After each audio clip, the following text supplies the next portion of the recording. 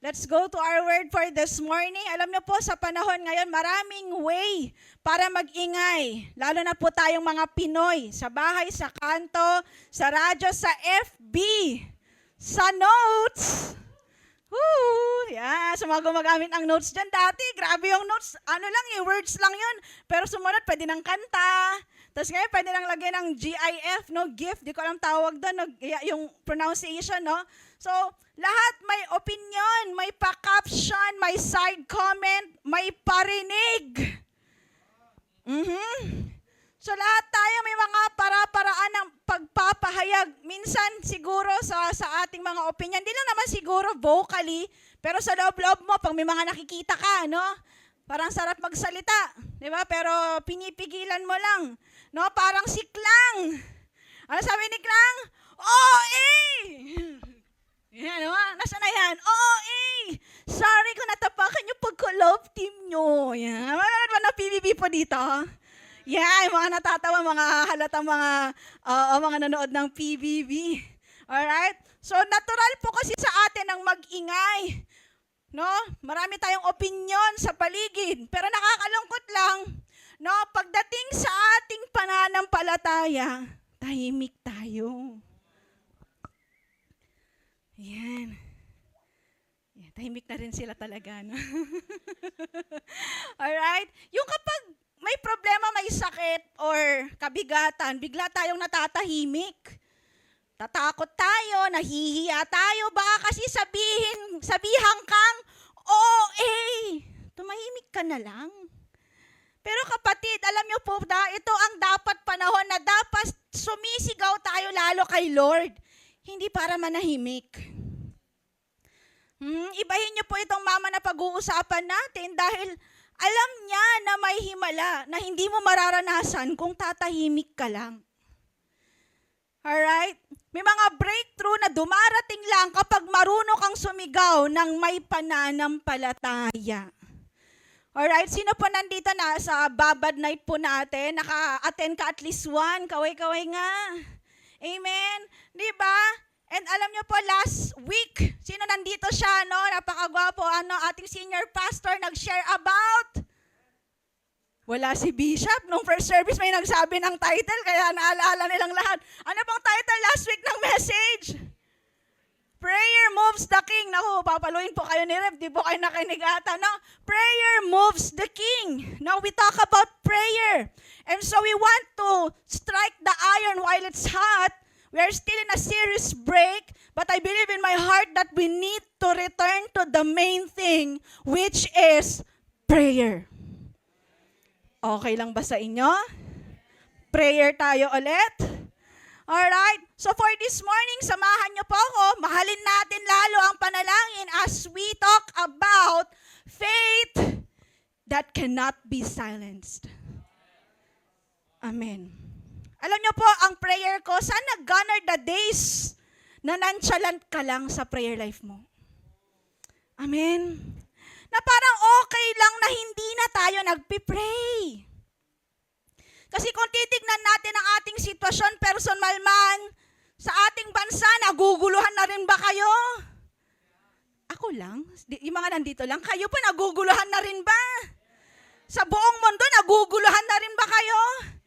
Magulo!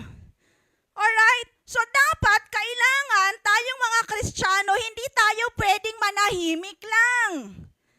Ito yung panahon na kailangan nating maging maingay, yung tipong kailangan po nating kalampagin ang langit sa panalangin. Kahit pa sabihin nilang OA ka, okay lang. Kung ang kapalit naman nito ay breakthrough sa buhay mo. Sino po dito gusto niya ng breakthrough? Kaway-kaway sa gusto ng breakthrough. Ang hindi kakaway, hindi ko alam kung anong gusto mo. Break up ba? Break out sa mukha? Hindi naman. Amen. Alright? So dahil po dyan, okay lang ba? Anyayahan ko po, tatayo po tayo, babasahin natin yung main text natin for this morning na makikita in Mark chapter 10, verse 46 to 52. Let's read. Then they came to Jericho.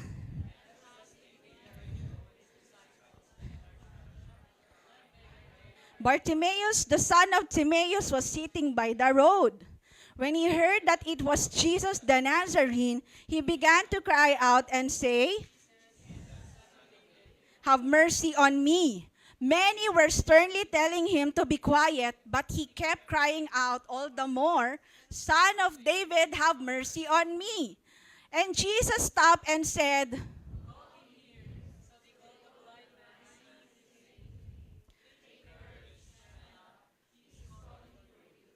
throwing aside his cloak, he jumped up and came to Jesus. No? And answering him, Jesus said, "What do you want me to do for you?"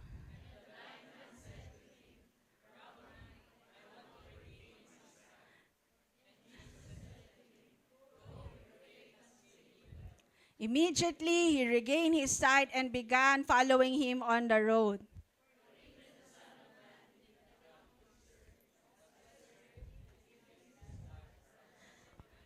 Ayan. Before po tayo mo po, let's pray. Lord, we thank you so much for this morning. We believe it's not just an ordinary Sunday, but it's a power Sunday. It's an extraordinary Sunday. And Holy Spirit, again, we are here.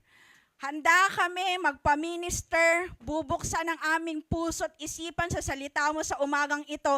Nang sa gayon, makita namin ang pinakamahalaga sa amin, kundi ang pananalangin. Na kailangan namin hindi tumigil manalangin hanggang sa ikaw ay dumating. Alam ko po, bawat isa may mga personal battles, mga nangyayari sa loob at sa labas. Kaya all the more we need to pray. And Lord, use your servant for this morning. We love you, we honor you. In Jesus' name we pray. Lahat ay magsabi po ng Amen. Sige po, makakaupo na po tayo. Alam niyo po itong story na to ay mababasa din in Luke chapter 18 verse 35 to 43. Prior to this story, bago ang storyang to, Jesus told his disciples, if you wish to be great, gusto mong maging great, you shall become a servant. Sabi nga po natin, servant. So sinabi niya nga dyan, for even the Son of Man did not come to be served, but to serve and to give his life as a ransom for many. Ang pinakatema po kasi ng Book of Mark, present si Jesus bilang isang servant, bilang isang tagapaglingkod. So after niya magpabaptize kay John in chapter 1, pambihira after nun sunod-sunod na, umarangkada na ang ministry ni Jesus, hindi na siya napigilan, nag-serve na siya na nag-serve. Alright? At heto, sa time na to, dadaan sila sa Jericho. Sabihin natin, Jericho. So together with his disciples, so dadaan sila, biglang may umekse ng blind beggar na ang pangalan daw po ay si Bartimaeus. Alright? At si Bartimaeus ay isang bulag na pulubi. Alam niyo po, nung time nila, karaniwan po makakakita ka ng mga pulubi. Dahil nung time nila, ang trabaho po nun, pisikalan. Alright? Either farming, carpentry, fishing. So, kailangan talaga nun, pisikal. Hindi pwedeng wala kang nakikita. No? So, kapag may kapansanan ka nun, kapag bulag ka, wala kang choice kundi manglimos. Manlilimos ka na lang. Kasi wala kang mahanap na trabaho. Alright, hindi naman yan tulad sa panahon natin ngayon, di ba, na we are given equal chances no, sa mga may kapansanan. Di ba, may kita kayo sa fast food chain, di ba, may mga trabaho sila, no, kasi modern na. Pero dati, wala silang choice, kundi malimos. Alright? Ang ulas, binaba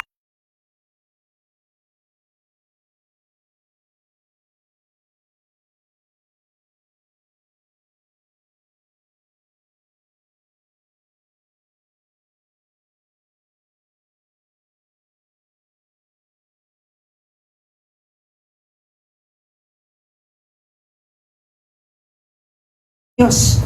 Pinakita niya na ang bulag, ang hindi may halaga at may puwang sa habag ng Diyos. So si Jesus talaga ay mahilig gumawa ng mga hindi pangkaraniwang bagay. No? He breaks the norm. That's Jesus. At alam naman natin kung anong nangyari, pero alam nyo, bago niya malapitan si Jesus, marami siyang mga hadlang na kailangang banggain. At ang prayer ko sa mga hadlang na to, makita natin na kapag talagang ikaw may pananampalataya ka, walang imposible sa Lord. So pag-usapan natin, ano yung mga hadlang? So number 1, large crowd. Sabi nga po natin, large crowd. Pag titignan natin in verse 46, sabi doon, then they came to Jericho, and as he was leaving Jericho with his disciples, and a large crowd na nga, large pa, ibig sabihin, ang daming tao. Dami nito. Siyempre, Jesus ba naman, no? Ang daming tao, tapos iisipin mo, kailangan niyang makipagsiksikan doon.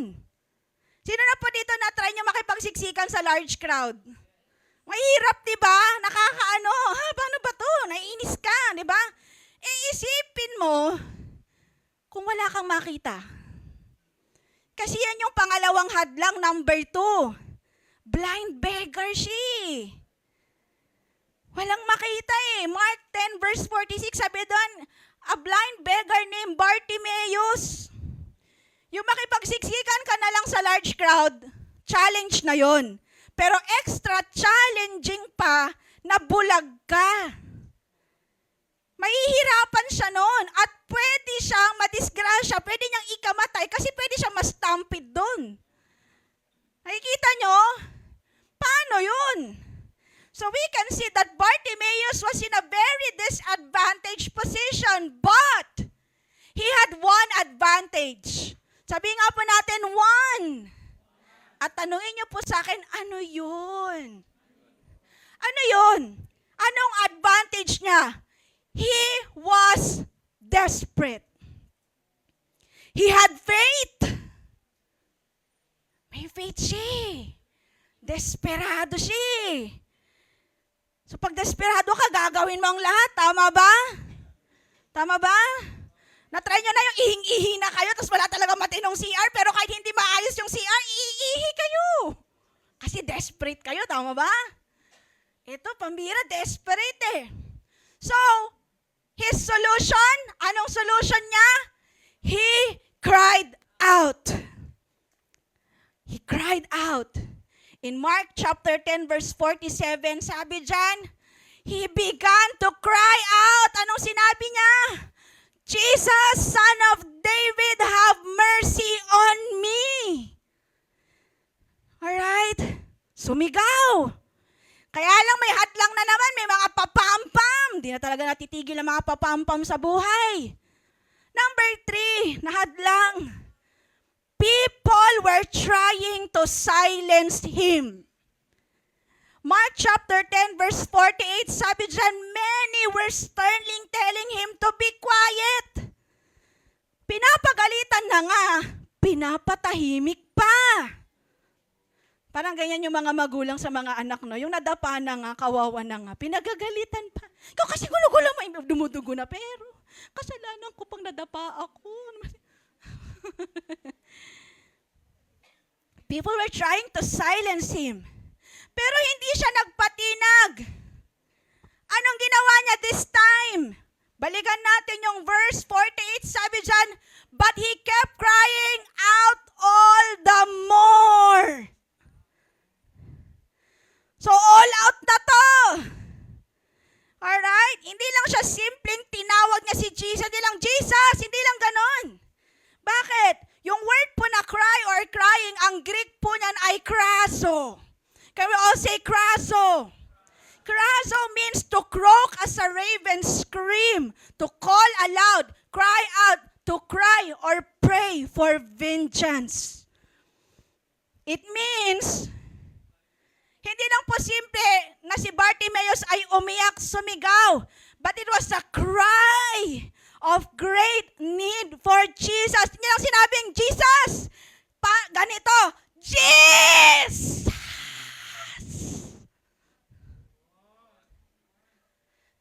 Jesus! All out! And alam niyo po ba that many people in the Bible, in the book of Gospels, whom Jesus healed and delivered, who were desperate to get His attention, lahat sila nagkraso. Kraso ang ginawa. Bigyan ko kayo ng example. Luke 15 verse 22. A Canaan woman from that vicinity came to Him. Anong ginagawa niya? Crying out loud, Lord, Son of David, have mercy on me. My daughter is demon-possessed. Siyempre, pinoposes na ng demonyo yung anak niya. So, tumawag siya sa Lord. No? Nagkraso siya. Sabi niya, Lord! Grabe, Son of David, have mercy on me. Nagkraso yung nanay. Matthew 20 verse 30, ito ulit, dalawang bulag. They were sitting by the roadside, and when they heard that Jesus was going by, anong ginawa po nila ulit? They shouted, kraso ulit, sabi, Lord, Son of David, have mercy on us. So pinapakita lang na pag alam mong nasa dehado kang sitwasyon at alam mong si Lord lang ang tangi mong pag-asa, hindi pwedeng tatahimik ka lang. Kailangan mo ng kraso. Kaya lang nakakalungkot, may mga Christians na hindi desperate. Inaatake na, pero walang kraso. Pinipilay na ng demonyo, pero wala ng kraso. Mas nakakatakot minsan yung pakiramdam nila, okay naman siya. Mayaman naman kami, wala kaming sakit, meron kami, okay kami. Wala na siyang kailangan, kaya wala na ring kraso. Hindi na desperate. No, nakakalungkot, kraso. Kailan ba natin tinatawag na lang ba si Lord? Pag nagugulat ka, Diyos ko po. Doon na lang natatawag si Jesus eh. Diba?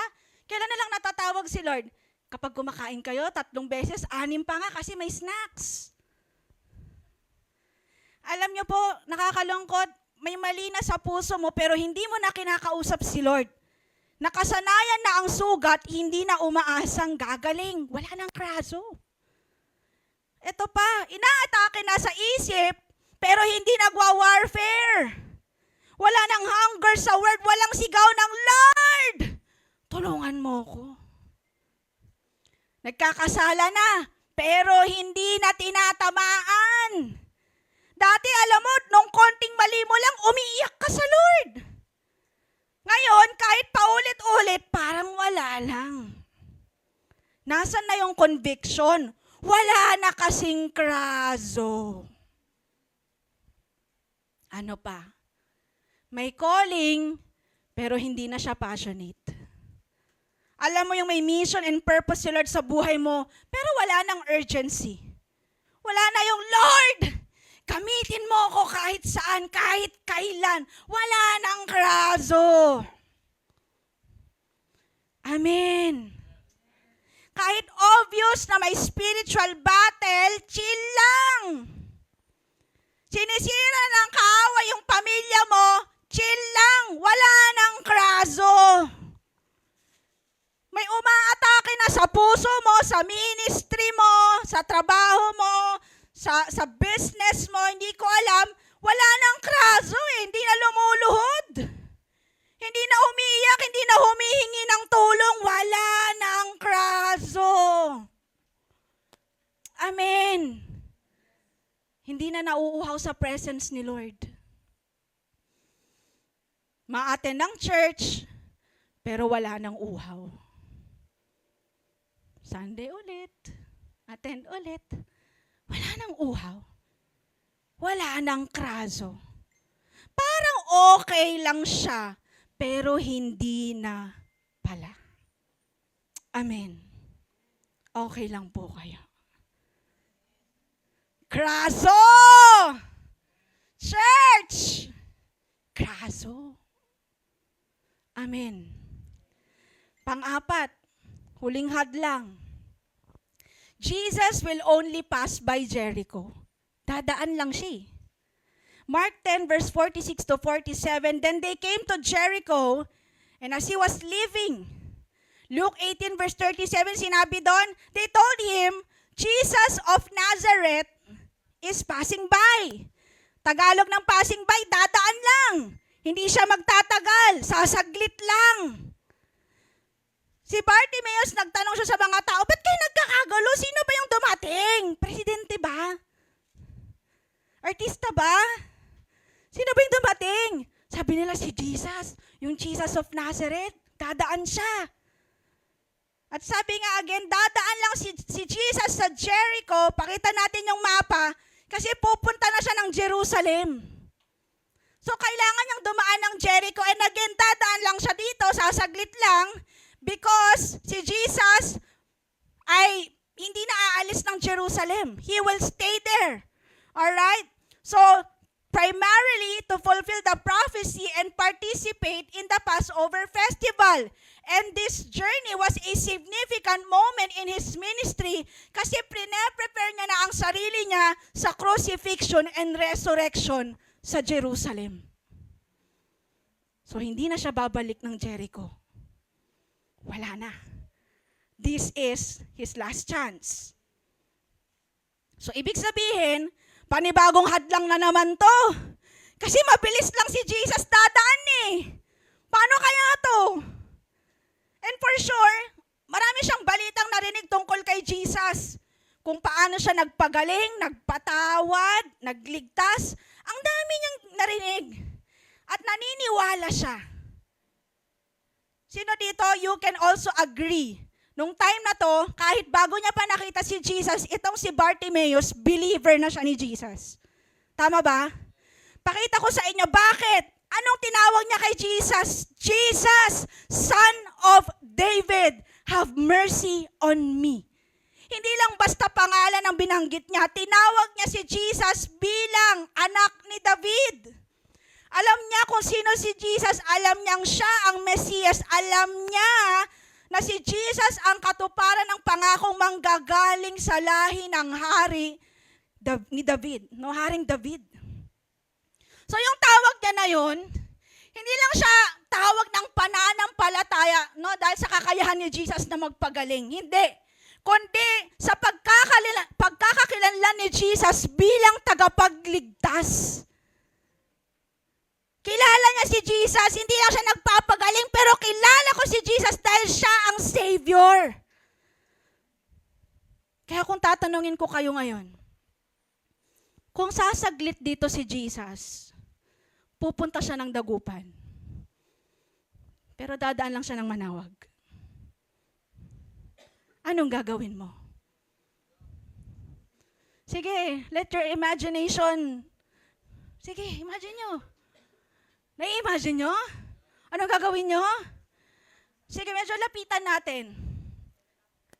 Anong gagawin mo kapag dadaan si Jesus dito sa lighthouse? O, diba? Saya. Yung iba, wala kayong saya. Jesus na to! Nonchalant pa rin. Nai-imagine nyo? Naiisip nyo? Anong gagawin mo kapag alam mo na si Jesus, yung Messiah, yung Savior, ay dadaan dito ngayon? Tatahimik ka pa rin? Walang sinabi si Coco Martin at sino bang politika pupunta dito. Jesus to. Jesus to, men. Pambira, pag tayo binibisita ng mga ganyan, nagkakagulo tayo, papaselfie tayo, di tayo magkandamayaw. Pero iba to eh, Jesus yung dadaan. Sabi ko nga, imposibleng tatahimik ka lang. Alam ko, sisigaw ka, tama ba? Baka yung iba sa inyo umiiyak na, pambira, nandun pa lang sa baba yung mga marshal, umiiyak na siguro. Baka hindi na natin napataas si Jesus dito, nagsitakbuhan na tayo sa baba, sinalubong na natin siya, tama ba? Jesus yun eh. Wala kang gagawin. Kaya lang, sa ngayon, wala namang ganon. Sa ngayon. Dahil pag bumalik si Jesus, ganun na ganun ang mangyayari. Pero tatanungin kita, aantayin mo pa ba na bumalik si Jesus bago ka magkaroon ng ganong excitement?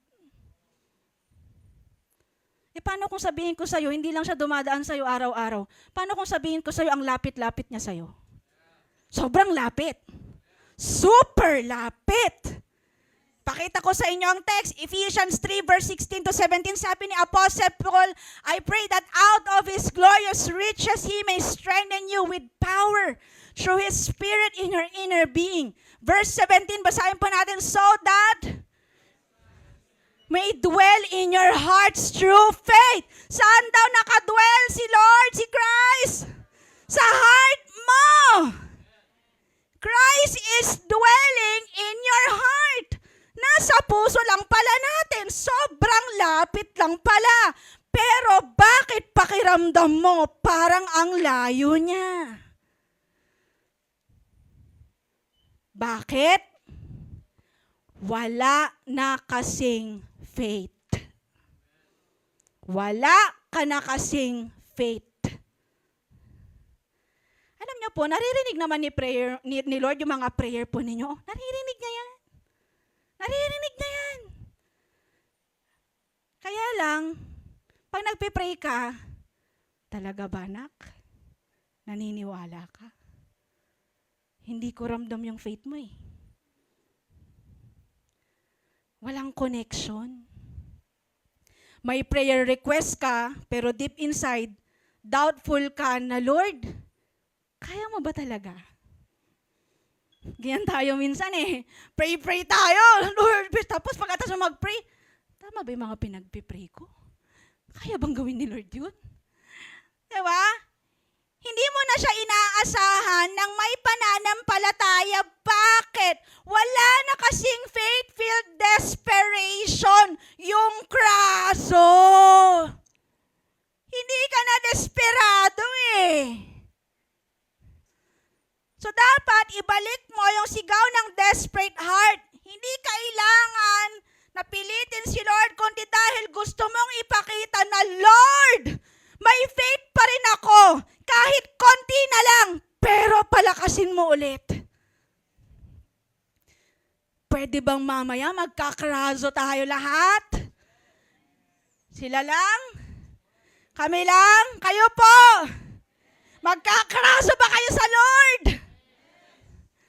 Actually, done na ako. Yan na yung 4 na hadlang. Ano daw po yung 4 na hadlang? Number 1, large crowd. Number 2, number 3, and number 4, ito yung mga hadlang na binangga ni Bartimaeus. Pero anong naging resulta? Dahil nagkraso siya. Excited kayong malaman? Results of kraso by Bartimaeus. Letter A, Jesus stopped and called him. Oh. Napahinto si Jesus. Mark 10 verse 49 to 50, and Jesus stopped and said, call him here. Oh, come on. Napahinto si Jesus. Alright. Adrian, halika nga dito. Halika. Okay. Melan, halika. Pambira. Tinawag ka ni Jesus. Ito nakakatawang cute nga sa ang Bible. Sabi sa kanya, no? Sige, pakita natin ang Bible version. Sabi dyan, alright, tumigil sa paglalakad si Jesus, saka sinabi, tawagin niyo siya. Tinawag nga nilang lalaking bulag at sinabi nila sa kanya, oh, matuwa ka. Kasi tinawag ka niya, tumayo ka na dyan. Ang ingay mo eh, ang oi-oi mo. Ayan na, tinatawag ka na, ikaw na. Go! Tinawag eh. eh. His kraso caught Jesus' attention. Hindi na patahimik. Pambihira kung sino yung mga malalapit kay Jesus, hindi nung pinansin. Ang tinawag ni Jesus yung tumawag sa kanya ng malakas, yung maingay. Alright. Itong malapit. Hindi lang siya tinawag. Tinanong pa siya ni Jesus. Yung tinawag ka, grabe na yon, pero yung tinanong ka pa, ibang level na yon. Ano yung tinanong sa kanya? Mark 10 verse 51, sinabi ni Jesus sa kanya, anak, ay anong gusto mong gawin ko sa'yo? Anak, anong gusto mong gawin ko para sa'yo? Oh, come on. Sarah, anong gusto mong gawin ko para sa'yo? Diba? Eunice, anong gusto mong gawin ko para sa'yo? Uy, si Jesus ang nagtatanong nito. Pag tinanong ka ni Jesus, ano ka, tameme ka? Ano nga ba? Si Jesus ang nagtatanong. Of course, alam naman natin kung anong gusto niya eh. Makakita. Pero pambihira kung ikaw tatanungin ka ni Lord ngayon, anong sasabihin mo? Anong gusto mo? Naiisip niyo na ba? Amen? And this is not just a simple question, but a way for Jesus to tell us that God is able. Na hindi lang siya nakikinig, hindi lang siya may pakialam, pero kaya niya. Anak, tinatanong kita ngayon kasi kaya ko yan eh. Ano bang gusto mong gawin ko para sa'yo? Sabihin mo sa akin. Problema, hindi ka nagsasabi. Problema, hindi ka na nagpe-pray. Problema, wala nang kraso. Wala nang desperation. Amen. Amen. And last, letter B. Ano naging resulta? Jesus healed Bartimaeus because of his faith. No, nasaan ang ating mga friends, no? Mark 10 verse 49 to 51b. And the blind man said to him, Rabboni, sabi ko parang Korean, Halmoni, ganun. Rabboni, I want to regain my sight. And Jesus said to him, go, your faith has made you well. Ano daw ang nagpagaling sa kanya? Faith niya. Kaya sabi ko sa inyo, kaya ni Jesus ang tanong, may faith ka ba? Amen. Dahil nagkraso siya, ramdam ni Jesus ang faith niya, he regained his sight. At ang malupit niyan, hindi na siya kumakapa-kapa ngayon sa dilim. Hindi na siya kumakapa. Hindi niya na kailangang kapain. Nasaan ba si Jesus? Pero pambihira nang sabi dyan, immediately, he regained his sight and began following him on the road. Nung nakita niya, sinundan niya na si Jesus kahit saan. Hindi na siya pakapa-kapa ngayon.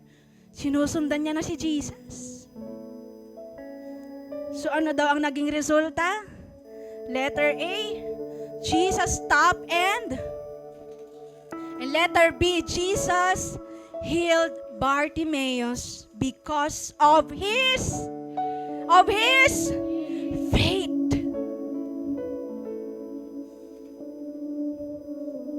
Church, kraso. Desperate.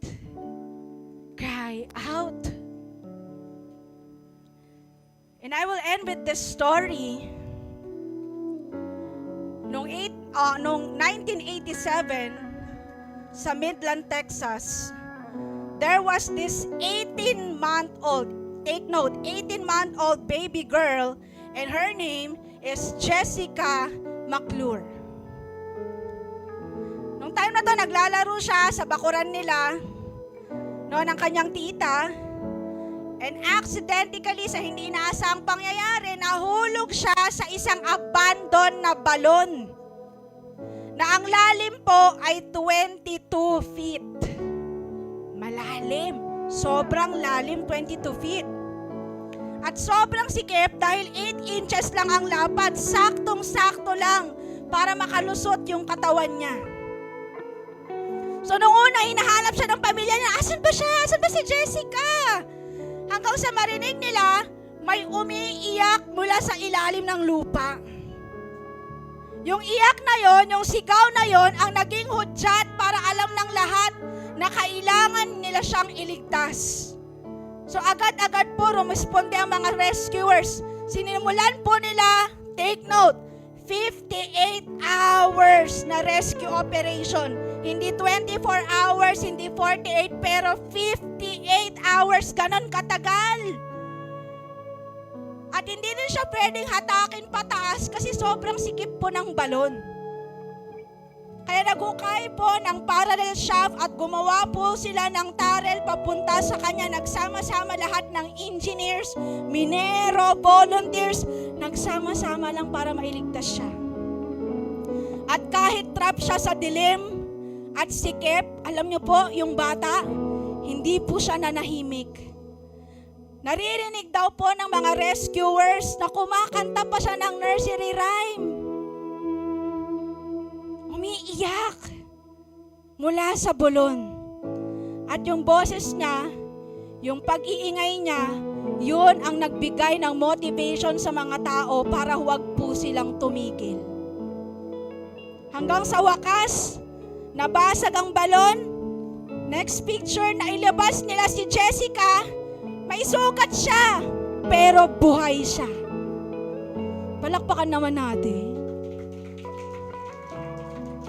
Buhay po yung bata. At alam niyo po ba, buong Amerika nanonood ng live dito sa rescue operation na to habang nililigtas siya. At alam mo kung bakit siya na-rescue? Actually, yan na po siya ngayon. 30 plus years old na siya. Sige, pakita natin. Yan na po siya. Kasi hindi siya nanahimik. Kung hindi siya sumigaw, kung hindi umiyak yung bata, baka huli na ang lahat. So ano ang lesson ng story ni Jessica at ni Bartimaeus? Alam niyo po that rescue comes to those who refuse to stay silent, who keep calling out for help, for mercy, for hope, no matter what. Alam niyo po, church, Lighthouse Church, hindi po ito ang time para mag-chill. This is not the season to be casual in your prayer life. This is not the moment to stay silent when your soul is drowning. This is the time to cry out, to call unto Jesus, to be loud, desperate, and unashamed of your faith. Ay, sabihin nyo, OA naman. Tanangin ko po kayo, bakit nahihiya tayong lumuhod sa church? Bakit tayo nahihiyang sumigaw? Umiyak ng matindi. Eh di ba sa bahay niyo, di nyo nga nagagawa yan minsan kasi naiiyak kayo sa pamilya niyo eh. Eh ba't ka umiyak? Uwi mo naman. Pero dito sa church, pag nagkraso ka ngayon, sasabihin ba namin yan sa'yo? Hindi. Bakit? Pare-pareho lang tayo may pinagdaraanan dito. Kaya kung may best place na i-all out mo na sa Lord at ikraso mo, dito yon. Kung may best place na magkakraso ka, sa presence ni Lord yun. Kasi if your shout leads to your breakthrough, then shout all the more. And if your cry gets the Lord's attention, then let nothing and no one shut you up. Eh ano naman ngayon kung mugto-mugto na ang mata mo? Eh ano naman ngayon kung inuuhog ka? Bakit? Desperado ako, magkakraso ako sa Lord. I will be all out. Huwag tayong umiyak sa oras, huwag tayong tumigil umiyak sa oras ng pangangailangan. Huwag tayong tumahimik. Kaya ngayon pa lang, prayer ko sa bawat isa, sana ganito ang prayer mo, Jesus. Ilang Jesus? Jesus! Have mercy mercy on me. Ayokong tumahimik. Gusto kong lumaban. Lord, kahit ang hirap, lalaban ako. Kahit kalawat kanan yung atake, lalaban ako.